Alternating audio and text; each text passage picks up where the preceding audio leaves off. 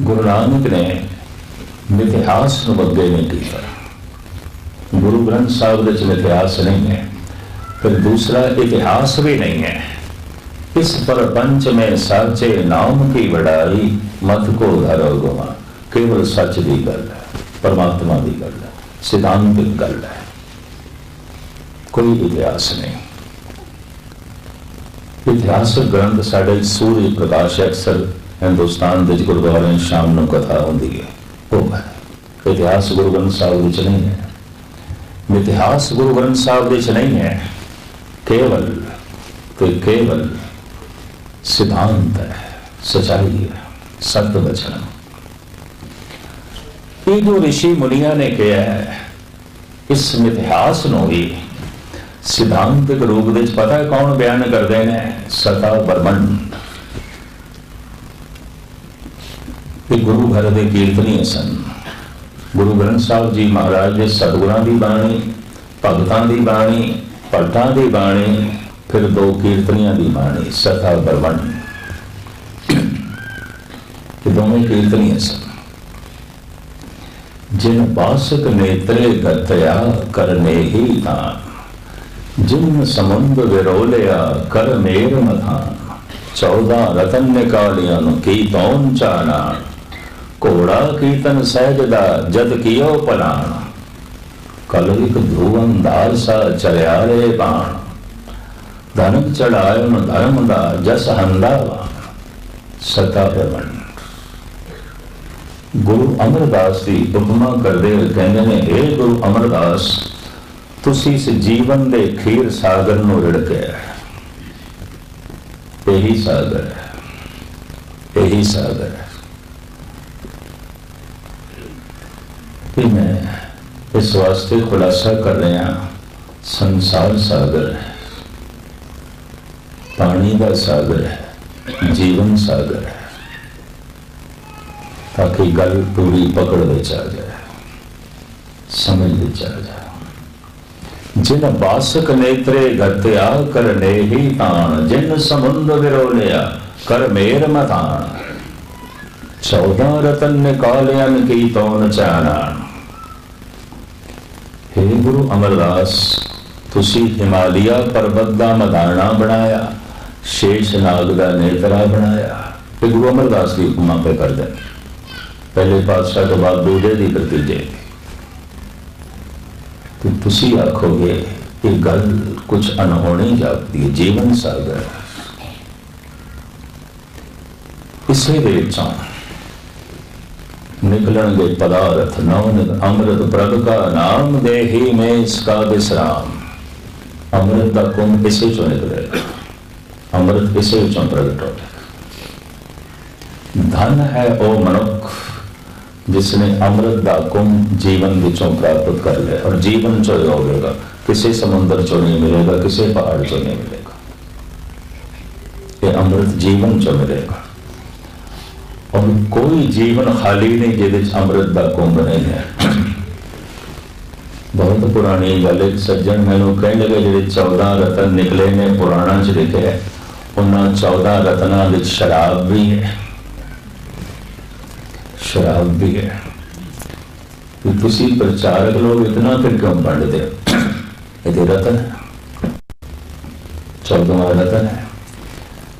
तो मैं क्या फिर गुरु नानक दियां कुछ होर भी पंक्तियां ने, रतन उपाय धरे खीर मथिया, आसा मल्ला पहला। रतन उपाय धरे खीर मथिया, होर भखलाए जे असी किया। कह नानक छपे क्यों छपिया, एक ही वंड दिया।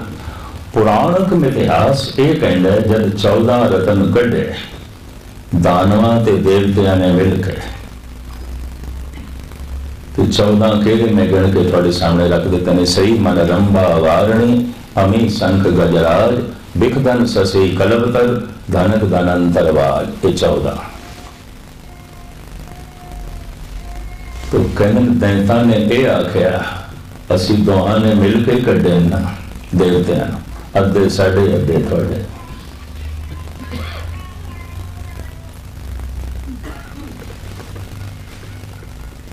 और नाले दैंत ये भी कहने लगे जी जहर है ना, ये नहीं पीनी असी, ये तुसी अपने को रखो, अपने को रखो।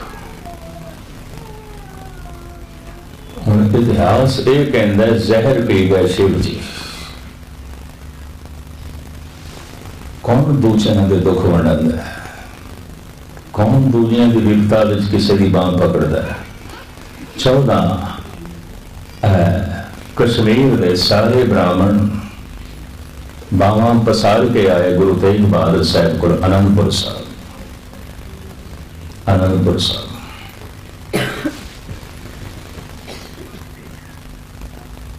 इसका मतलब सारे भारत विच कोई ऐसा नहीं जो इन्हां दी बांह पकड़े। कमजोर का पक्ष कौन लेंदा है? कौन लेंदा है? कोई भी नहीं लेंदा। मैं तो ऐसा देखा, वड्डियां वड्डियां दे पहाड़ जैसे गुनाह छुप जाते हैं, छोटे मनुख का एक जर्रे जितना गुनाह सारी दुनिया च नशा हो जाता है, पानी के रख देंगे नगर। कौन पक ले? किसने पक लेना? बावां पसारियां, इसका मतलब सारे भारत विच कोई बांह पकड़न वाला नहीं सी। गुरु तेग बहादुर साहब ने बांह पकड़ ली और आखिया मैं अपना सिर दे देंगा, बांह नहीं छोड़ांगा। बांह जिन्हां दी पकड़िए सिर दीजे, बांह ना छोड़िए। नहीं छोड़ी बांह, सीस दे देता है। उन्हें बांहां नाल अपना सीस जोड़ देता है। वो बांहां अज तां मजबूत है। मैं दिल्ली विच कहा मजबूत बांहां जिन्हां कोले मुल्क है, इन्हां दे नाल धन गुरु तेग बहादुर साहब का सीस है, नहीं तो बांहां दे कख भी नहीं सन, कुछ भी नहीं सी। बांहां ते कुछ भी नहीं सी, बांहां ते गुलाम सन। अज मजबूत ने। बांहां जिन्हां दी पकड़िए सिर दीजे, बांहां ना जोड़ी। कौन कमजोर का पक्ष लेंदा है? इतनी महसूस करते हैं, कोई कमजोर का पक्ष नहीं लेंदा, सब ताकतवर का पक्ष लेने। जहर पी गए शिव जी, कोई गल नहीं। देवते नहीं पींदे ना पीन, दैंत नहीं पींदे ना पीन, मैं पी लेना। दूजियां दे दुख वढाण वास्ते कोई तपीश्वर चाहिए, कोई जपीश्वर चाहिए। मुश्किल है, नहीं तो मनुष्य अपने दुखों च ग्रसिया रहता है, तो अपने स्वार्थ में फसिया रहता है। कौन दूजे के दुख शामिल होता है? यह भी महसूस करते हैं। सुख शामिल होते हैं। गुरु तेग बहादुर साहब जी महाराज कहते जी तू ये कह रहे हैं, ओ मेरा साथी, ओ मेरा साथी, ओ मेरा साथी। कोई तेरा साथी नहीं है, सब सुख दे साथी है। सुख में बहुत संगी भय, दुख में संग न कोय। जिस दिन तू दुखी होवेगा, चिराग लेके साथी लभेगा, एक भी नहीं लभा। सबने करनी कतरा जानी। मैं तो अपनी जिंदगी च देख चुका जिन्हें 10 साल मेरे ते मुकदमे चले ना, प्रबंधक कन्नी कतरा जाते सन भी फतेह बुढ़ाई की कभी असी अनवाल ना हो जाएगी। मैं तो वो जमाना भी देखा, संगतां ही मुंह मोड़ लेंदियां सन। मैं कहा हाथ दोगे, हाथ जोड़ के मेरे को टाइम मंगते सन, तरले लेंदे सन। मैं फतेह बुलाना तो फतेह का जवाब भी कोई नहीं। सारा दिन अदालत कला बैठा रहना, कोई साथ देने वाला भी कोई नहीं। बार बार गुरु तेग बहादुर साहब दी पंक्तियां याद आईयां, सुख में बहुत संगी भय, दुख में संग ना। कौन दुख दे साथी बनता? कोई भी नहीं बनता, सब सुख दे साथी। शिव जी कहता कोई गल नहीं, ये जहर जो संसार दे है मैं पी लेना। सागर की जिहड़ी जहर निकली है मैं पी लेना, लोगों के दुख मैं मिटा लेना। गल ये नहीं है, मैं पी लेना। पी ली उसने। बाकी रतन ये वंडने ने। देवते रतन दैंतां नूं नहीं देना चाहते सन। इतिहास तो देवते अपने मुखी देवते विष्णु नूं कहंदे ने वंडीए, पर असीं दैंतां नूं नहीं देना। भावें दैंतां दी मदद नाल भी ये सागर रिड़के है, लेकिन नहीं देना। तुसीं किसी तरीके नाल ये रतन साढ़े को रहना। पता है विष्णु ने भी पक लिया क्योंकि वह भी देवता सी, तो देवते ने देवतियां का पक लेना सी, देवतियां की पंगत, इधर दैंतां की पंगत। दैंतां ने जिद किया कि पहले अमृत पिलाओ, बाकी चीज़ां बाद, अद्धा इन्हों पिलाओ अद्धा सानू। तो पता विष्णु ने की किया, शराब एक सुराई च पा ली, वार नहीं, उदो शराब का कुंभ निकलिया सी, एक सुराई विच अमृत पा लिया, अमृत के कुंभ के चों अमृत पा लिया, शराब के कुंभ के चों एक सुराई विच शराब पा ली। खब्बे हाथ विच शराब की सुराई ले ली, सज्जे विच अमृत की। इंज देवते बैठे ने, इंज दैत बैठे ने, बार बार देवतियां नूं अमृत पिलाई गए, बार बार दैतां नूं शराब पिलाई गए। तो जब नशे विच डुब गए ना दैत, तो देवतियां नूं आखे सारे रतन लेके नस जाओ, भज जाओ। और जिस सज्जन ने मैनू कहा ना भाई ये 14वां रतन है, तो मैं क्या थानू पता है 14वां रतन किहनूं पिलाया गया सी? दैंतां नूं पिलाया गया सी, दैंतां ने पीता सी। देवतियां दी औलाद अमृत छकदी है, दैंतां दी औलाद शराब पींदी है, गुस्ताखी मौत। मैं एक शब्द थोड़े सामने रखे ना, औलाद तो हर एक भी मौजूद रहती, मौजूद रहती। देवते अमृत की तलब रखते हैं, दैत शराब की पकड़ रखते हैं, बस कली शराब, तो शराब की जिंदगी डोब के रखते हैं, कख नहीं रहता रखे, कुछ भी नहीं। ये 14 रतन जो मोटे रूप दे पुराणक मिथिहास के राही उजागर किए गए हैं, इनू एक जो है वास्तविक सच्चाई सिद्धांत के राही सकल ब्रह्मंड साढ़े सामने रखते हैं। हे गुरु अमरदास, ये मन हिमालय पर्वत है, हिमालय पर्वत की सब तो उच्ची चोटी है माउंट एवरेस्ट, पुराना नाम है इसका गौरी शंकर। धर्म ग्रंथों च इसका नाम गौरी शंकर लिखे है, वेदां विच पुराणक प्रसंगां विच इसका नाम गौरी शंकर। अंग्रेजों का जब राज होया भारत विच, उन्होंने इसका नाम माउंट एवरेस्ट रख दिता। ये ऐसी चोटी हजारों बंदे चढ़ते ने, सैकड़े मर खप जाते हैं, बहुते वापस आ जाते हैं, कोई कदी कदाई पहुंचता, एक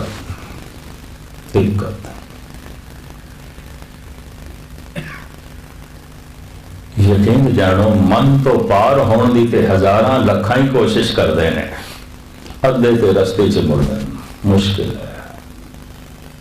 मन तो पार होना की ख्वाहिशां तो पार होना, मन तो पार होना की हंकार तो पार होना, मन तो पार होना की अपने लोभ नूं पिछे छड्ड देना, अगे निकल जाना, वासना नूं पिछे छड्ड देना, अगे निकल जाना, सब पिछे है। इन्हों अबूर करना, पिछे छोड़ना कोई खेड नहीं है। प्रथम तेना तो ऊपर चढ़ेगा, फिर जाएगा, फिर पीछे सुटेगा। ये तो बुलंद चोटियां, ऊंची चोटी, शिखर, हजारां चढ़न की कोशिश करते हैं, कोई एक कद पहुंचता है, एक कद पहुंचता है।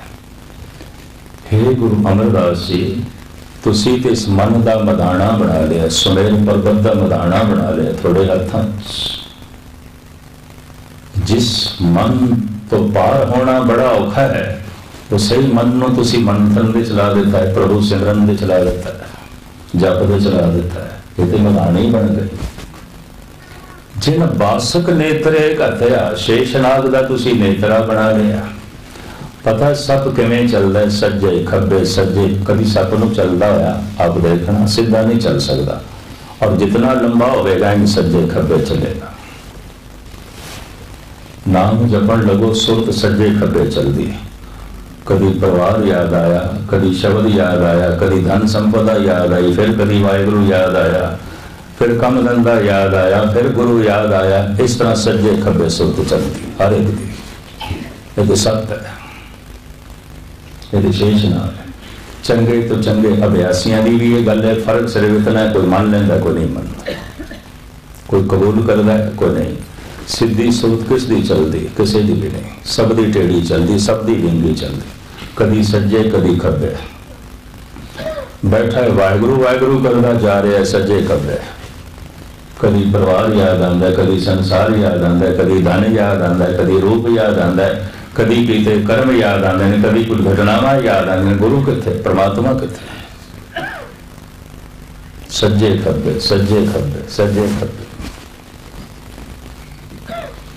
हे गुरु अमरदास, तुसी शेष नाग दा सप दा नेत्रा बना लिया, ऐन थोड़ी सुरत जुड़ गई है शब्द, तुसी इस नेत्रा बना लिया, अपने हत्थां च कर लिया।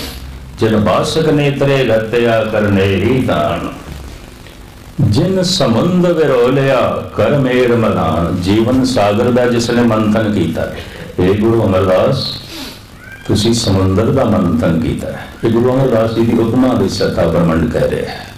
हे धन गुरु अमरदास बिरद बाबा, तुसी इस तरह जीवन के सागर में समुंदर का मंथन किया है।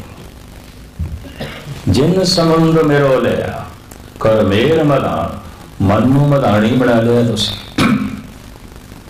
जिसनों अबूर करना बड़ा औखा है, जेड़ा मन सारियां नूं नचाई फिरदा है, हुण तुसीं उस नूं नचा रहे हो। मदानी नचदी है, नचण दे की आउंदा, बुआलियां कदी सज्जे कभी खब्बे, मदानी इस तरह चलाई दी है। हुण तुहाडे हत्थां च मन, ये मदानी की तरह तुहाडे हत्थां च नचदा पिया है। ये मन जो सारी दुनिया नूं नचांदा है, ये मन जिहदे सामने सारे ही कठपुतली ने, कुछ भी नहीं है। ये भी महसूस करते हैं। भरतरी ने इससे आके बड़ा रोना रोया है अपने मन के हथों। कहता है जाच जाच के आहार, नाहे सोपे स्वादवार। लाभ होत एक वार, भूख ताप को आवार। गोरख दे कहने के राजा होंदा होया घर घर तो भिक्षा मंग के लेना, घर घर तो। जाच जाच के आहार, नाहे सोपे स्वादवार।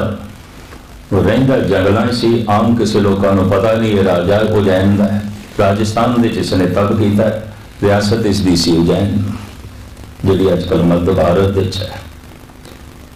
इसके तप स्थान जोधपुर के जंगलों अलवर तो बाद मील की दूरी ते बर्फी की गुफा है, उत्थे तप किया इसने। कुछ सिपरा नदी के कंढे थे साधना करता रहे। इतने कोई नहीं जा, क्योंकि गोरख ने कहा सी ऐसी जगह ते जाके बस जिथे तेन कोई ना जाना, कोई ना जाना। और जोगी खुद कहते हैं, सिद्ध घोष बकायदा लिखे, हाथी बाटी रहे निराले, रुख बिरख उद्याने। कंद मूल आहारो खाइए, औदू बोले ज्ञाने। गुरु नानक नूं कहंदे ने जोगी हाथी, हाट कहंदे ने बाजारां नूं शहरां नूं, बाकी रस्तियां नूं, रस्तियां तो ते बाजारां शहरां तो एक पासे रहना चाहिए।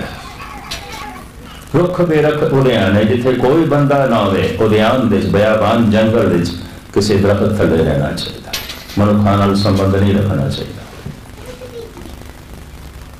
बेचारा कस्बे च आंदा है, 2-4 मील की वाट तय करके भिक्षा लई, लोग बचिया कुचिया की झोली च पा देंगे ने। जाच जाच के आहार, नाहे सोपे स्वादवार। भरतरी कहते कुछ स्वादी नहीं होता, बचिया कुचिया मैनू दे देना। लाभ होत एक वार। फिर गोरख ने कहा 24 घंटे भाव दिन रात एक दफा खाना है, 2 वक्त खाना भी नहीं। जो कि दोपहर तो बाद शामा के समय खाते हैं, एक टाइम, एक कोई वक्त, एक टाइम में खाना। जाच जाच के आहार, नाहे सो पे स्वादवार। लाभ होत एक वार, भूख ताप को आवार। जब भुख का ताप मैनू जोर का लगता, मैं इस तरह उतारदा। भूम सैन पे बनो, न साक सैन को गिनो। शरीर मात्र भूख नो, न जो बनो सुबेदवार। नींद आंदी है जब बहुत जोर दी, जमीन ते सो रहे ना, गोरख ने आया आखे थले कुछ बिछाना नहीं, ऊपर कुछ लेना नहीं, तो नंगी जमीन ते सो रहे ना, ऊपर कुछ लेंदा नहीं। भूम सैन बे बनो ना साक सैन को गिनो, किसे साक सनबंदी में मैं मिलन नहीं जाता, और गोरख ने कहा याद भी ना करें, किसी ने याद भी ना करें।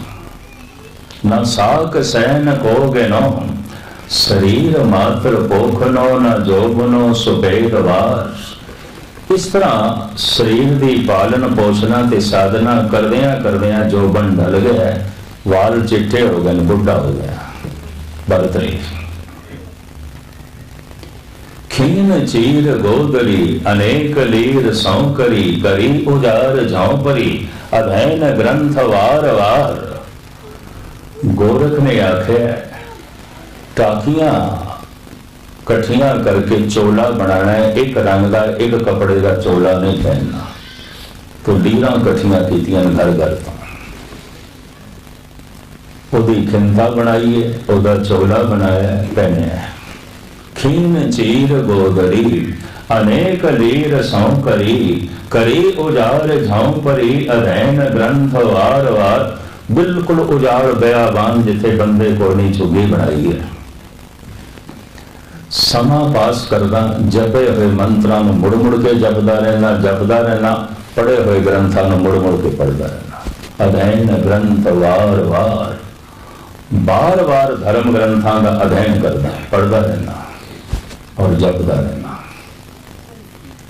हुण आखिरी पंक्ति पता है की कहना है, हाय हाय भोग चहे, नाहे मोच तजे अजे, मोर चित बैल के सवार, बैल को सवार। ऐ शिव जी, तेनू बैल की सवारी करना आया होगा, मैनू ते बैल ने पछाड़ के परे सुट दिता, तो बैल मेरे को काबू नहीं।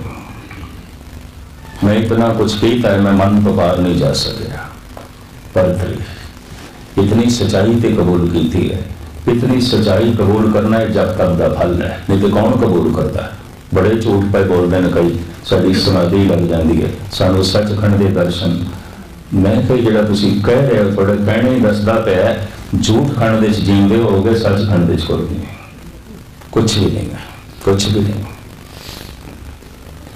भगतरी कबूल करता है, गल नहीं बननी। सदा वरवंड कहते ने, हे गुरु अमरदास, तुसी मन का तो मदाना बना दिता है, मन बड़े हथा च नचदा पाया, मन तुहानू नहीं नचा सकता। और इस तरह 14 रतन निकाले न की कौन जाना, घोड़ा कीर्तन सहजदा जस हंदा वान। तुसी घोड़ा कढ़िया ज्ञान का, जिहदे जस सदी काठी पई हुई है। इहदी बाकी इस तरह भी आख्या करनी पैंदी है। अमृत वेले का जिहड़ा उठना है, बस ये संख निकले, ये तुसी संख कढ़े। दृढ़ विश्वास जिहड़ा है ये हाथी, कामनावां रहियां ही ने, ये काम देन गौ मिली। अंदर शीतलता है, ये चंद्रमा निकले। हर तरह की लोड़ां की आपे पूर्ति हो जाती है, लक्ष्मी निकली है। नाम रस मिले, समाधि मिली है, अमृत का कुंभ मिले, अमृत का कुंभ मिले। अंदर वीर रस जो पैदा हुआ है, धनुष्बाण निकले। शरीर ते मन की जो अरोगता नसीब हुई है, वह धनंतर मिले। इस तरह विद्वान फिर जो है गिनती करते हैं, लमकाना ना, क्योंकि समा हो गया। चरपट कहता है गुरु नानक, दसो इस सागर नूं किवें तरां, या इंज पहले इस जीवन सागर दे चों अमृत किवें प्राप्त करा। दुनिया सागर दूतर कहिए, क्यों कर पाइए पारो। चरपट बोले औधो नानक, देहो सचा विचारो। सच दी विचार दसो किवें पार होई। साहब हमें पहले कहन, आपे आखे आपे समझे, तिसका उत्तर दीजे। साच कहो तुम पारगरामी, तुझ क्या बैसन दीजे। तुसी पारगरामी हो, पार पहुंचे हुए पुरुष हो, तो पार पहुंचे हुए पुरुषों के सामने की पार दियां गल्लां करनियां। कबूल किया इसने नहीं, मैं पारदर्शी हाँ, पारग्रामी नहीं, पारदर्शी पारला कंडा प्रभावित करता है, क्योंकि पारला कंडा दिखाई देता है। परमात्मा की समझ आ गई है, संसार की समझ आ गई है, निरंकार की समझ आ गई, पदार्थों की समझ आ गई, परमात्मा की समझ आ गई है, जीवन की समझ आ गई है, परम जीवन की समझ आ गई है, धन की समझ आ गई है, धर्म की समझ आ गई है, पता चल गया, और आर ते पार का पता चल गया। तो चूंकि पारला कंडा दिखाई देता है, तो पारला कंडा मैनू प्रभावित करता है। पारदर्शी किसनू आखोगे? रहिंदा ते परवार दे च पिया है, पर प्रभावित निरंकार तो है। जीवदा ते धन दे च पिया है, प्रभावित धर्म तो है। पदार्थां दे च रहिंदे होया प्रभावित है परमात्मा तो, पारदर्शी। इन्हों कहने पारदर्शी। चरपट कहता है पारदर्शी मैं हाँ, कबूल करना। मैं पारग्रामी नहीं, मैं पार पहुंचे होया नहीं, मैं पार का आनंद नहीं मानिया। पार है ऐसा मैंने पता चल गया, ऐसा मैंने दिखाई देता है। पारदर्शी सत्संग का फल समझ लो, अगर कोई पारदर्शी हो जाए तो पारदर्शी की पहचान रहेगा तो परिवार दे प्रभावित निरंकार तो है। दिन भर धंधा करेगा, प्यास धर्म दी है। जिन्होंने ये पता है जमीन पे धन तो बिना चलना औखा है, नाले ये भी पता चल जाएगा सिर्फ धन वास्ते जीना भी कोई जीना नहीं। उन्हें ये पता चलेगा रोटी तो बिना जीवना बड़ा औखा है, पर ये भी पता चलेगा सिर्फ रोटी वास्ते जीवना, ये जीवना भी कोई जीवना नहीं। ये उसको पता चलेगा पारदर्शी। परिवार तो बिना जीवना बड़ा औखा है, उसको पता चलेगा, पर सिर्फ परिवार वास्ते जीवना, ये जीवना भी कोई जीवना नहीं, ये उसको पता चलेगा। पारदर्शी चरपट कहता है पारदर्शियां, पारग्रामी नहीं। तुसी मेहर करो, बख्शिश करो, पारग्रामी किवें बनी है। वो बेनती करता है, सुन स्वामी अरदास हमारी, पूछो साच विचारो, रोस न कीजे उत्तर दीजे, क्यों पाइए हर द्वारो। हुण गुरु नानक का उत्तर मैं थोड़े सामने रखा, क्योंकि समा काफी हो गया लंकावा ना।